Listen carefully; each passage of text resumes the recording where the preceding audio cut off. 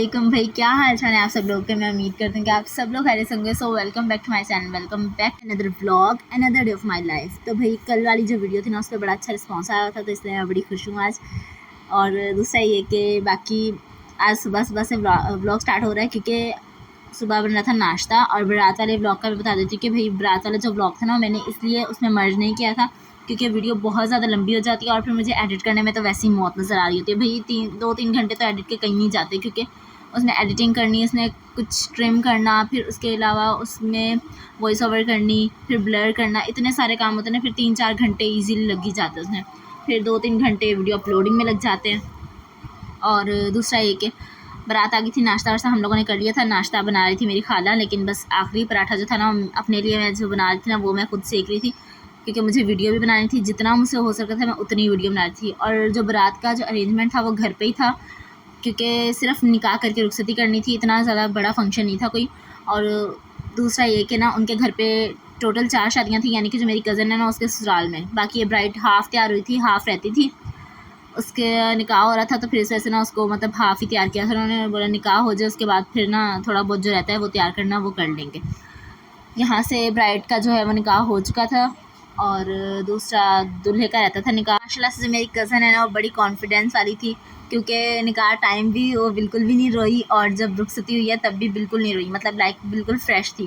खैर यहाँ से मैंने वीडियो शूट की, उसके बाद फिर मैंने शयान को मोबाइल दिया था, उसको मैंने बोला कि तुम वहाँ से वीडियो शूट करके ले आओ जब दूल्हे का निकाह होगा ना उस टाइम। खैर पूरा निकाह होते हुए मैंने फ़र्स्ट टाइम देखा है, वैसे मैंने कभी भी पूरा निकाह नहीं देखा, यानी कि कबूल है यही सुना है हमेशा। तो उससे पहले कभी भी पूरा निकाह नहीं मतलब होते हुए नहीं देखा मैंने। खैर मुझे कमेंट आ रहे थे और व्हाट्सअप में मैसेज भी कुछ लोग कर रहे थे, फ़ायदा तुमसे 1 साल छोटी है, उसका निकाह हो गया, मतलब उसकी शादी होगी, तुम्हारी कब हो रही है। तो भैया नसीब की बात होती है, जिसकी पहले हो जाए शादी। तो मेरी जब होगी पता चल जाएगा आप लोगों को भी। ज़ाहिर सी बात मैं ब्लॉग बनाऊँगी, और अगर हो सका मतलब तो बात की बात है ना कि मैं व्लॉग बनाऊँ ना बनाऊँ, फिर प्रमोशन का मसला होता है। इस तरह से कुछ लोगों को व्लॉग बनाना पसंद होता है, कुछ लोगों को नहीं पसंद होता। तो खैर फिर वो बात की बात है, लेकिन खैर जब होगी शादी तो पता चल ही जाएगा। अब ये शादी वाला जो सीन है ना, इसका तो फिर सबको पता चल जाता है ये तो छुपने वाली बात नहीं है ना। तो खैर यहाँ पर मुझे ना लिटरली इसकी शादी पे बड़ा मज़ा आया है, क्योंकि एक तो मुझसे छोटी थी, मुझसे मेरे साथ बनती भी है इसकी, और काफ़ी हद तक बनती है, मतलब कज़न्स में ननियाल में मेरी उससे बनती है, क्योंकि यही मुझसे 1 साल छोटी है और बाकी सारे कज़न्स छोटे हैं मेरे। और खैर यहाँ पर मैं इसको इमाम सामन बांधा, क्योंकि मैं पहले सो गई थी, मेरी तबीयत सेट नहीं थी। उसके बाद फिर मैं उठी, इमाम सामन वगैरह इसको बांधा। उसके बाद मैं निकाह की रस्म में शामिल हुई थी, दूध पिलाई की रस्म में शामिल हुई थी, रुखसती में शामिल हुई थी। तो बाकी जितनी देर ये तैयार होती रही है, मैंने बस सिर्फ थोड़ा बहुत व्लॉग शूट किया, उसके बाद मैं सो गई थी जाकर। फिर खैर सब ये बोल रहे थे कि फ़ायदा तुम सोने आई यहाँ पर। मैंने बोला भाई मेरी तबीयत सेट नहीं है, नींद पे नो कॉम्प्रोमाइज़। क्योंकि रात में ना जिस दिन बोल रही हूँ मेहंदी वाले दिन जो है ना, हम रात को 4 बजे सोए थे, फिर इस वजह से सुबह फिर 6:30-7 बजे तक उठ गए थे, तो इस वजह से ना नींद पूरी नहीं हो पाई। उसके बाद फिर ये टोटली रेडी हो चुकी थी और बस ये दुपट्टा देना उसके ऊपर रहता था। दुपट्टा मैंने दिया इसके ऊपर, और मुझे ये नहीं पता था कि इसके शौहर का नाम क्या है। उस टाइम तो खैर फियांसी था इसका, लेकिन खैर उसके बाद मुझे नहीं पता था कि शौहर का नाम क्या है, और ना ही मैंने पूछा था उससे, वरना तो दुपट्टे के ऊपर मैं नाम लिखवा देती। फिर मैंने सिर्फ कबूल है लिखवा दिया था, क्योंकि अगर मैं पूछती उससे तो फिर थोड़ा बहुत शक हो जाता। मेरी तरफ से सरप्राइज़ था उसके लिए ना, तो इस वजह से मैंने उस दुपट्टे के ऊपर कुछ भी नहीं लिखवाया, सिर्फ कबूल है वाला दुपट्टा मतलब कस्टमाइज़ करवाया था उसके लिए। तो खैर माशाल्लाह इतनी प्यारी लग रही थी, मुझे वलीमे से ज़्यादा ना बारात वाले दिन अच्छी लगी। और खैर उसके बाद उसको बाहर ले आए थे, क्योंकि बिल्कुल रेडी हो चुकी थी। सिर्फ और सिर्फ इसके बालों में कर्ल्स डले हुए थे, जूड़ा करना रहता था। अब वो रुखसती का उन्होंने शोर मचाया था कि भाई रुखसती जल्दी करनी है, तो क्योंकि वो लोग आए भी थे, और वैसे तो वो अपनी गाड़ियों में ही आए थे, लेकिन खैर उनके घर पे भी शादियाँ थी, तो फिर इस वजह से ना उन्होंने बोला कि जल्दी लेकर जाना है। तो इस वजह से फिर मेरी खाला ने बोला कि बस जल्दी से करो, क्योंकि जूड़ा जो है ना बाद में बना लेंगे, लेकिन जूड़ा बाद में बना ही नहीं। उसने बोला बस ऐसे ही मैं कैचड़ लगा कर चली जाती हूँ। तो खैर वो चली गई थी ऐसी। उसके बाद उसको बाहर जाकर बिठाया हम लोगों ने, और साथ में दूल्हा भी खड़ा हुआ है। प्राइवेसी होती है हर किसी की, तो मतलब मैंने ना फेस रिवील जो है ना वो नहीं करवाया दूल्हे का। अब मुझे नहीं पता था, हालांकि मेरी खाला ने कहा था कि दिखा देना फेस, लेकिन अब मुझे एग्जैक्ट ये नहीं पता था कि भाई उनको पसंद है फेस रिवील करना या नहीं। तो फिर से ना अगले बंदे से पूछ लेना ना ज़्यादा अच्छा हो जाता है। तो खैर मैंने उनसे नहीं पूछा था, मैंने बोला अब मैं पूछने में इतना टाइम लगाऊंगी, इससे अच्छा व्लॉग अपलोड कर देती हूँ। तो बाकी कभी इंशाल्लाह टाइम मिला तो फिर देखूंगी। खैर उसके बाद दूध पिलाई की रस्म थी। दूध पिलाई की रस्म मेरी जो कज़न है ना, मतलब उसकी एक ही बहन है, तो उसने करनी थी। पहले उसने मुझे बोला, तो मैंने बोला भाई तुम जब हो तो फिर मुझे करने की क्या ज़रूरत पड़ी है। तो इस वजह से फिर मैंने उसे बोला कि तुम जाकर खुद ही दूध पिलाई की रस्म करो। अब उसने दूध पिलाई की रस्म की, क्योंकि लास्ट रस्म थी। उसके बाद जूता छपाई की जो रस्म होती है वो नहीं की थी, और रस्ता रुकवाई की रस्म का मुझे नहीं पता कि की थी या नहीं की थी, क्योंकि उस टाइम मैं सोई हुई थी। और खैर उसके बाद रुखसती हो गई थी, क्योंकि रुखसती का टाइम वैसे हो गया था 5:30 का तकरीबन टाइम हो रहा था। तो फिर उन्होंने कहा था कि रुखसती करनी है, क्योंकि अब वैसे भी इतना ज़्यादा लेट हो चुका है। ये वाली जो वीडियो थी वो शयान ने शूट की थी, इस वजह से ना मतलब थोड़ी मतलब इधर उधर हुई है, वीडियो हिली भी है इस वजह से ना। तो खैर मम्मा ने मुझे बोला कि अब उसकी रुखसती करे तो तुम जाकर मिल लो। मैंने बोला सबसे पहले मैंने मिल लिया है, मैंने मिलने वाला काम ख़त्म कर लिया है। उसके बाद खैर उसकी रुखसती हो गई। अल्लाह पाक इसे खुश रखे और हमेशा आबाद रखे अपने घर में, आमीन समामीन। आप लोग भी इसके लिए ढेर सारी दुआएं कीजिएगा। खैर उसके बाद रात में खाना शाना हम लोगों ने खा लिया था। मैंने खाने की वीडियो मतलब क्या कहते हैं उसे, शूट ही नहीं की थी, थक की तरह गई थी। और उसके बाद फिर खैर रात में मैंने कॉफ़ी पी, तो फिर मुझे ज़्यादा वीडियो नहीं बनाई थी, फिर वीडियो बनाई। उसके बाद फिर रात में हो गया था सोने का टाइम। हमारे मेरे खाला के घर पे ना दरख्त लगा हुआ है, इतना हॉरर लग रहा था ना रात के टाइम। और मैं तो माशाल्लाह से इतनी डरपोक हूँ ना, तो इस वजह से मैं दरख्त के नीचे बिल्कुल भी नहीं सोई थी, मैं तो जाकर अंदर कमरे में सो गई थी। खैर सुबह के टाइम हम लोग नाश्ता वाश्ता किया, उसके बाद हम लोग निकल गए थे। नाश्ते की वीडियो मैंने शूट नहीं की थी, यही तो मेरे काम है। मैंने बस थोड़ी थोड़ी वीडियो शूट की थी, बस हर किसी की तो प्राइवेसी की वजह से नहीं शूट कर पाई, और ऊपर से फिर मुझे ना थोड़ी शर्म भी आ रही है हर जगह जाकर ब्लॉग बनाने में। खैर उसके बाद ये वाली जो यूनिवर्सिटी है यहाँ पे मैंने विज़िट करना था। मेरी दो कज़न्स जाती हैं और मेरे तायाबू की जॉब होती है यहाँ पर, तो फिर इस वजह से ना मुझे यहाँ पर विज़िट करने जाना था, लेकिन यहाँ पर सिक्योरिटी काफ़ी टाइट है, तो इस वजह से मैं नहीं गई थी। दूसरा रीज़न ये था कि टाइम बिल्कुल नहीं था इस वजह से ना, क्योंकि इस बार हम ना ददियाल में इतने ज़्यादा दिन नहीं रहे। अगर मैं वहाँ पर रहती ज़्यादा दिन तो फिर मैं शायद जा सकती थी, लेकिन फिर हम ननियाल के घर थे, तो इस वजह से ना, और वैसे भी यूनिवर्सिटी इतनी दूर पड़ती है। तो खैर वो मैंने बोला चलो नेक्स्ट टाइम कभी अगर हो सका तो जाऊंगी, वरना तो नहीं। उसके बाद फिर हम लोग आ गए थे नानी के घर पर, क्योंकि एक हफ्ता तकरीबन वहाँ पर रहे थे। उसके बाद फिर नानी के घर आए। नानी के घर पे आकर हम लोगों ने चाय शाय पी। उसके बाद मुझे याद है मैंने तो व्लॉग बनाना था, फिर जब बिस्किट सारे ख़त्म हो गए उसके बाद मैंने व्लॉग बनाया। और वैसे भी ना एक बात है कि किसी के घर जाकर जो बिस्किट खाने में मज़ा है ना, वो मुझे अपने घर में बिस्किट खाने में मज़ा बिल्कुल नहीं आता। और एक कोल्ड ड्रिंक पीने में बड़ा मज़ा आता है किसी के घर जाकर कोल्ड ड्रिंक पीने में। उसके बाद रात में मेरी खाला ने चिकन मैरिनेट करके रखा था, फिर मैंने चार गोश्त बनाया, साथ में यखनी वाला पुलाव बनाया था। क्योंकि हम लोगों ने डिनर किया था, दोपहर में हम लोग आए थे, लेकिन दोपहर में इतना कोई ख़ास भूख नहीं थी।